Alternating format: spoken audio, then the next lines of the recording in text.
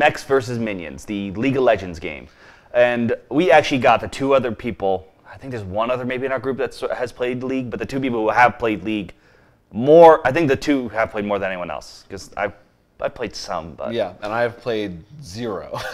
So very different ends of the spectrum. Not that you need to, but it's just one of those things that obviously, because if you know the characters, you always get that a little bit more. Yeah, I think in fact the other people remarked that this is really nothing like League of Legends. Yeah, but they were still enjoying a lot of the flavor they put in it. And that's one thing this game does. There's like pamphlets that will be like, hey, this looks a heart around this character because in the lore this character has a crush on this one, and X here because he hates this one. So we did sort of the tutorial, I'd call it, and then we did the first mission, the first real mission. So basically the way the game works, everybody has a mech character, and it's a programming game, so you have a board of 7 slots, 6. I think? 6 slots. And each turn you actually draft, it's cooperative, but you're drafting cards, and you're going to place it in one of your slots, and as the rounds go on, your slots will be filled up, and that's the order you always have to do those actions in. But you could also put them on top of other slots, which actually can power up the cards. Yeah, so if you have 2 fire types, or if 1 fire type down, you have another fire type that you drafted, you can put it on top, and now it's the level 2 version of that card. Which can be very helpful for a lot of the cases to maybe get just that extra damage or range. Yeah, basically your actions are going to be types of movement or types of attacks, essentially. And then the missions can vary, but you're going out there, there's enemies, you're moving different spaces. You have some, like one of our goals was to move a bomb to a certain spot without it taking too much damage. Right. So all that was cool. I mean, as you said, the presentation is so great.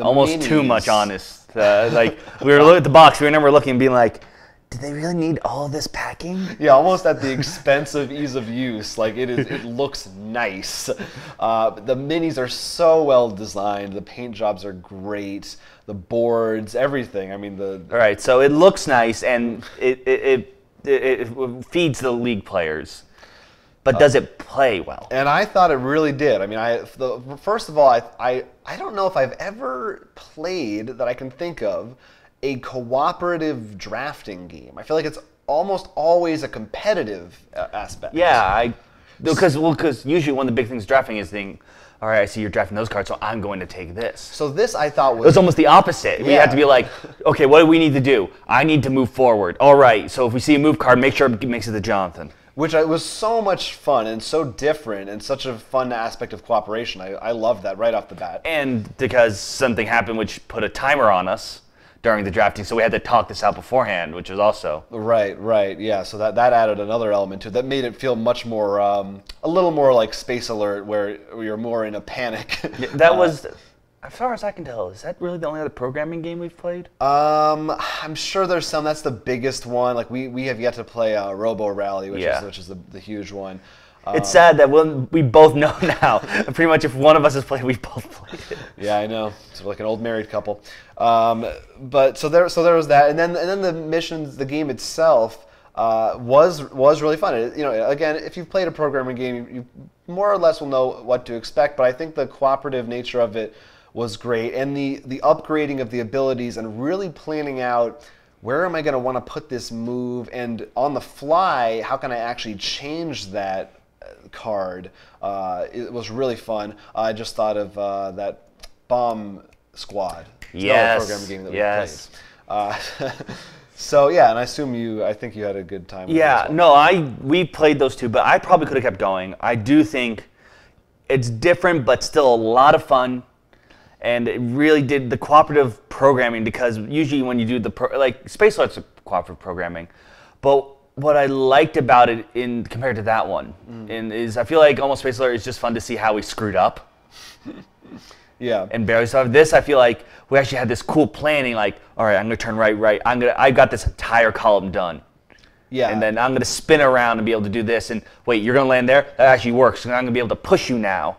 It's certainly a bit more of a breather, because you're not rushed, so you have time to come up with those cool strategies like that. I do have one big problem with it.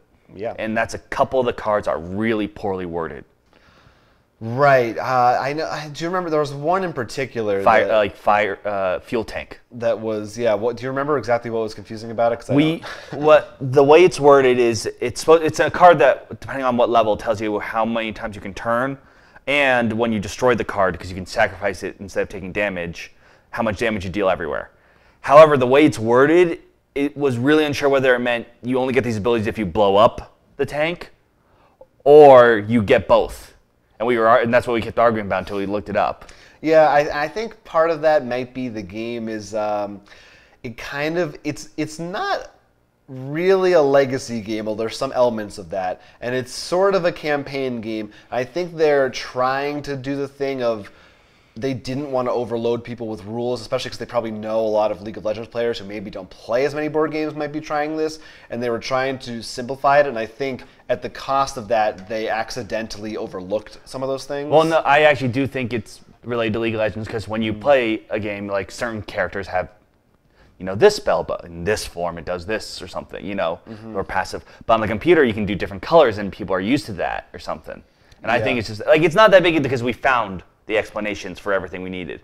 So it's not nearly as bad as some others. Also, I think your brother in particular overblew a little bit how bad it was. Like I was like, he had a fuel tank. Of course, he overblew it. That's good. Like once we knew, I was like, okay. I mean, it makes sense. Like it happens. We've seen bad rules. Well, he actually has not played, so he doesn't see as many bad rules. Maybe, but so yeah. But a minor quibble. Hopefully, maybe there may already be an errata we just didn't see. But there's certainly Board Game Geek. You find that stuff. We really should probably look at errata before every time we start a new game. I know, right? That should be every game. There should be a sign on your wall that says "Look for errata." Right. But I think after playing what we played, I think there's a very good chance that had I played this last year, that this would have made my top 5 for 2016. I could not argue or disagree with that sentiment. It really was. I can see why people liked it, and every aspect of it was a lot of fun. In the end, one of the things I want to say, and to me this is very important, is while they did load it heavily with some flavor stuff, that even if it isn't obvious, just we took League of Legends and made it a board game, but we took the characters and put a little flavor here and made all the models pretty and stuff. It didn't feel like a cop-out. Like, it didn't feel like, look, we're taking a ride sticker and putting it over this deck building game. It really does feel fun and integrated. But I mean, we played some games where we're like, it's fun, but it felt like they're just trying to sell because this copyright's on it. It definitely feels like they lovingly looked at that franchise and said, what parts of this will translate well to a fun game. If you enjoyed this video, it was just a snippet of our full-length podcast, which you can find on our YouTube channel every week. So please go ahead, like, and subscribe for more board game-related content coming at you in the future. And don't forget to check out rollforcrit.com, where we actually sell a lot of the games we talked about, as well as post news and all our other videos. Until then, I'm Will Keeler. I'm Jonathan Estes, and this is Roll for Crit.